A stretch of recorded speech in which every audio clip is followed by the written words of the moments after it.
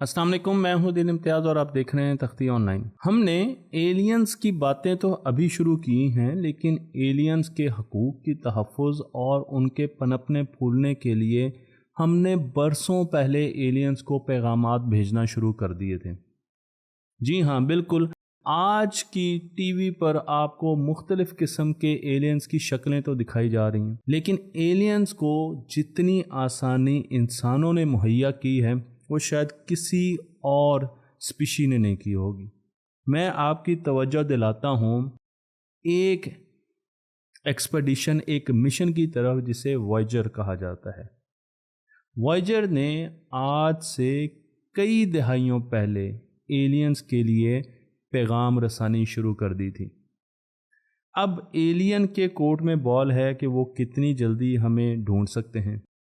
और मज़े की बात यह है कि ये पैगामात एक गोल्डन रिकॉर्ड की शक्ल में उनको भेजे गए, यानी हमने पूरी ताज़ीन और आराइश का भी ख्याल रखा। मैं आपको यहाँ पर वो गोल्डन रिकॉर्ड दिखा रहा हूँ जिसमें हमने 115 इमेजेस डाले, तस्वीरें डाली उन स्पीशीज़ की जो इस वक्त हमारी ज़मीन पर हैं। इसमें लाइफ की मुख्तलिफ़ फॉर्म्स हैं। उसके साथ हमने ऐसी आवाज़ें डाली जो कि हमें कुदरत में मिलती हैं, मसलन हवा की, बादलों के गरजने की, परिंदों की, वेल्स की और मुख्तलिफ़ जानवरों की। साथ साथ हमने ये भी सोचा कि हो सकता है एलियन भैया को म्यूज़िक का भी शौक़ हो, तो हमने मुख्तलिफ़ कल्चरल गाने और सॉन्ग्स भी इसमें डाल दिए उनको समझाने के लिए, ताकि उन्हें हमारी बात समझ आ सके। 55 मुख्तलिफ़ लैंग्वेजेस में ग्रीटिंग्स भेजी गई। अगर एलियन भैया पूरे तरीके से इस पैगाम को ना समझ सके तो हमने उनके लिए एक ब्रोशर भी साथ भेजा है जिसमें यह बताया गया है कि इस सीडी को या इस रिकॉर्ड को चलाना कैसे है। उसके साथ साथ इस रिकॉर्ड के साथ एक कैट्रिज भी भेजी गई है और उसके साथ एक निडल भी भेजी गई है। तो हमने पूरी कोशिश की है कि उन्हें प्रेप क्लास की तरह पूरी तालीम एलियन दी जाए। तालीम बालगा तो नहीं कह सकते, लेकिन तालीम एलियन दिया जाए कि वो हमारे पैगाम को सुने, समझें और फिर हमारी तलाश शुरू कर दें। अगर अब वॉयेजर की बात करें तो 1970 में इस टेक्नोलॉजी को बनाया गया। मैं आपको इस पूरे मिशन में जो इंस्ट्रूमेंट यूज़ हुए हैं उनके बारे में भी बताऊंगा और साथ साथ ये भी बताऊंगा कि इन्होंने क्या क्या मिशन किए। यहाँ पर आप एक 8 ट्रैक की मैग्नेटिक टेप आपको नज़र आ रही है। अब देखने में आपको ये बहुत पुरानी लग रही है, लेकिन जब वॉयेजर को बनाया गया उस वक्त ये state of the art futuristic technology में शामिल होती थी। इसका काम यह है कि ये डेटा को सिर्फ सेव ही नहीं करती, रिकॉर्ड ही नहीं करती, बल्कि जब ट्रांसमिशन चैनल्स अवेलेबल होते हैं तो ये डाटा को ज़मीन की तरफ ट्रांसमिट करना शुरू कर देती है। हम जब वॉयेजर 1 की बात करते हैं या 2 की बात करते हैं तो हम 45 साल माजी की बात कर रहे हैं।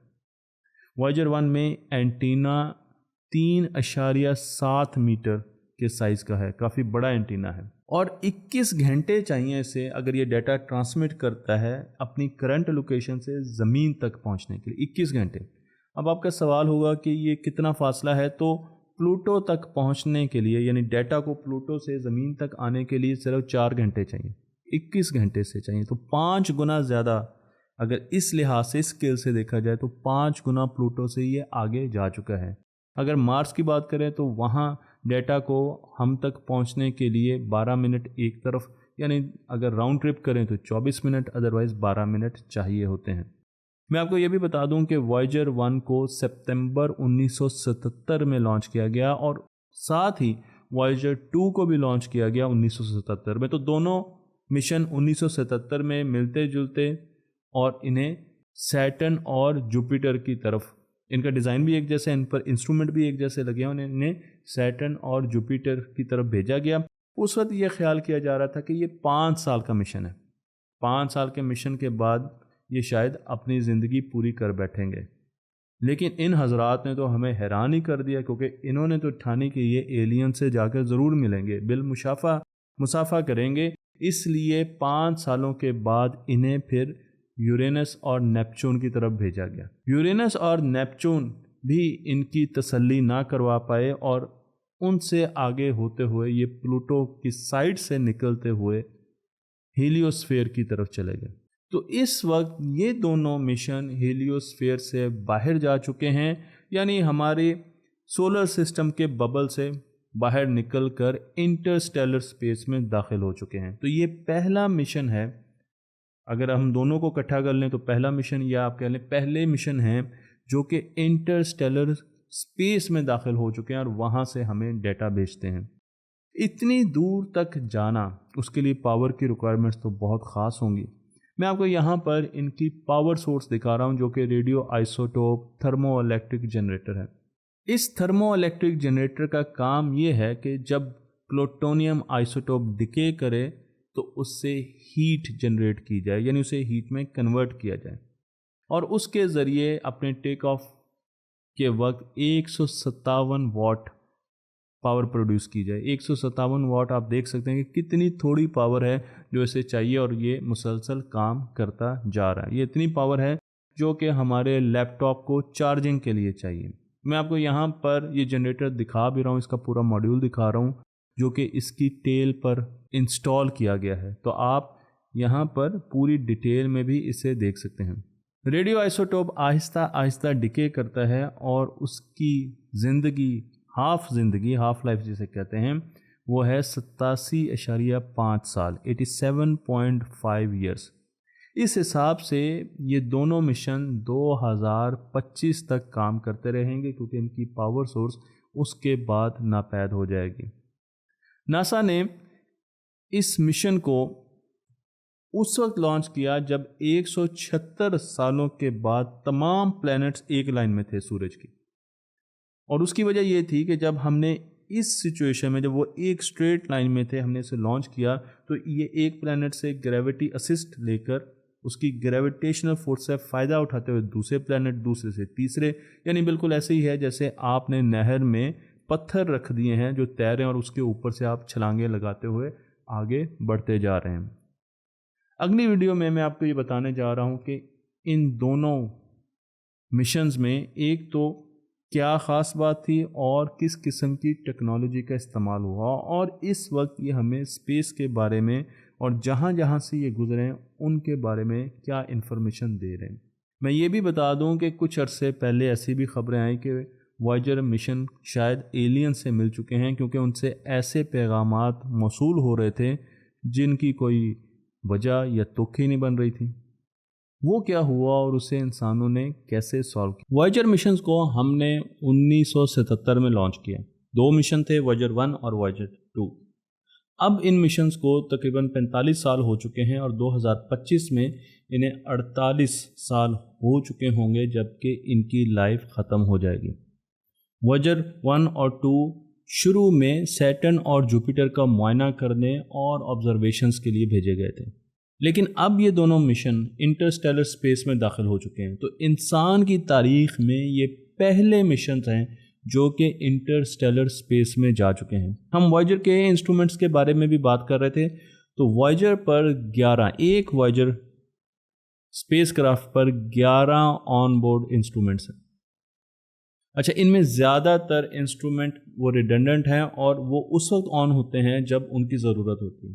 वो अपना काम करते हैं, डाटा ज़मीन पर सेंड करते हैं ट्रांसमिशन सिस्टम के ज़रिए और उसके बाद वो बंद हो जाते हैं, पावर ऑफ मोड में चले जाते हैं और फिर अपनी बारी का इंतज़ार करते हैं ताकि हम कम से कम पावर का इस्तेमाल कर सकें। क्यों? क्योंकि इस पर radio isotope thermo electric generator है जिसकी लाइफ 2025 तक है और हमारी कोशिश है कि उस वक्त तक हम कम से कम पावर का इस्तेमाल करके अपने काम को चला सकें।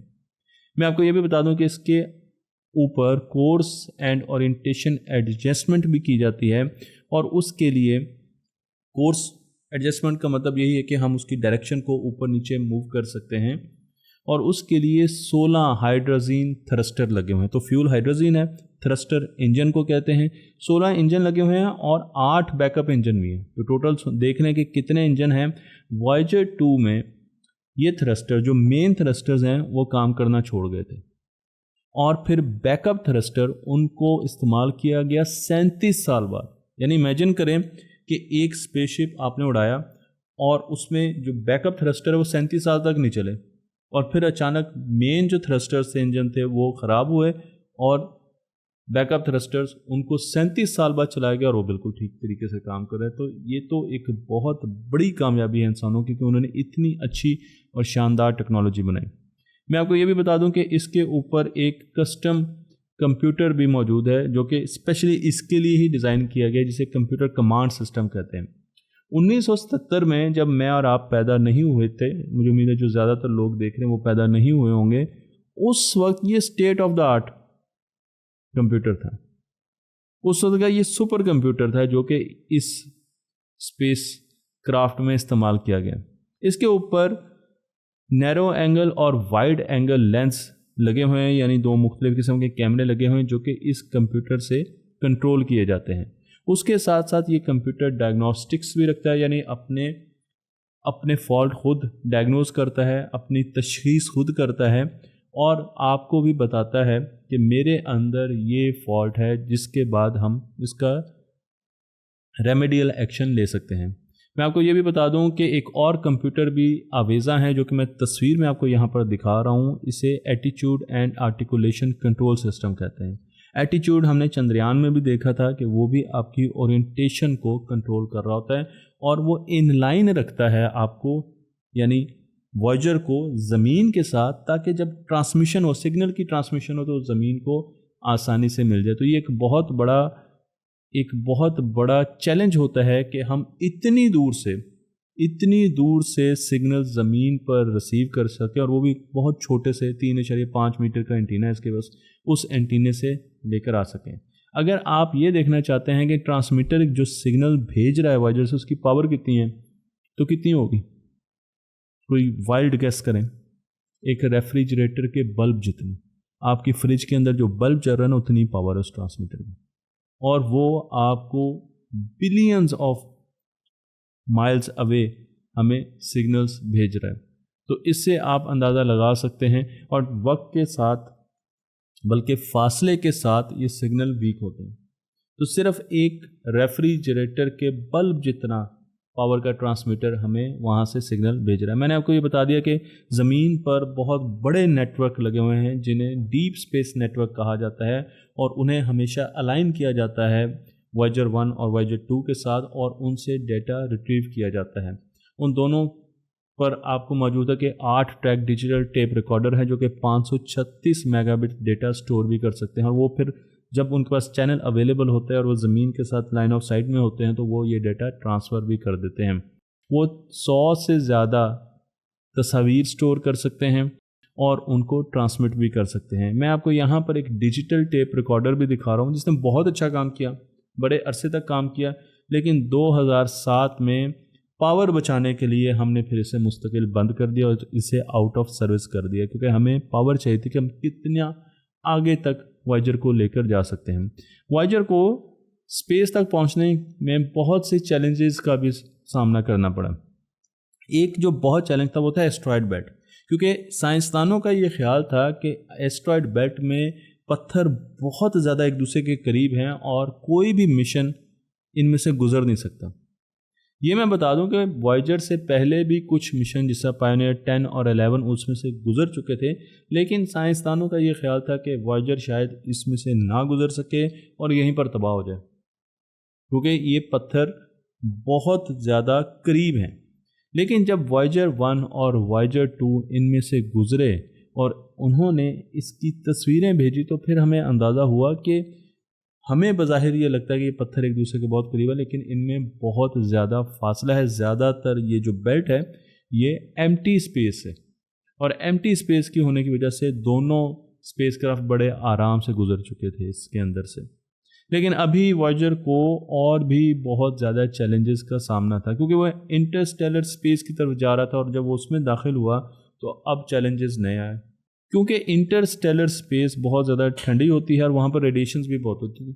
तो हमने 2 साल पहले कॉस्मिक रे डिटेक्टर हीटर्स को बंद कर दिया ताकि हम अपनी एनर्जी या फ्यूल को बचा सकें। और उससे क्या हुआ, 70 डिग्री सेंटीग्रेड टेम्परेचर कम हुआ है वॉयेजर का, 70 डिग्री सेंटीग्रेड। साइंसदानों का ये ख्याल था कि अब इसकी इंस्ट्रूमेंटेशन और इसका इक्विपमेंट ज़्यादा अरसा नहीं चल सकेगा, लेकिन आज भी वॉयेजर काम कर रहा है और हमें उम्मीद है कि 2025 तक ये ऐसे ही काम करता रहेगा। मैं आपको ये भी बताता चलूँ कि इस साल 2023 22 जून को वॉयेजर 1 ने अजीबोगरीब किस्म के सिग्नल भेजना शुरू कर दिए। हमारे मुल्क में और दुनिया भर में वीडियोस बनना शुरू हो गई कि एलियंस ने वॉयेजर को कैप्चर कर लिया है, अब एलियंस मिल गए, क्योंकि उसने स्क्रैम्बल्ड 0 और 1 भेजना शुरू कर दिया जिसका कोई लॉजिक नहीं थी, जिससे कोई मैसेज हमें समझ नहीं आ रहा था। इस चीज़ को देखने के लिए नासा ने एक टीम बिठाई और फिर हमें पता चला कि वॉयेजर में कोई बग आया, कोई मसला आया है जिसकी वजह से टेलीमेट्री डेटा वो स्क्रैम्बल होकर हम तक पहुंच रहा है।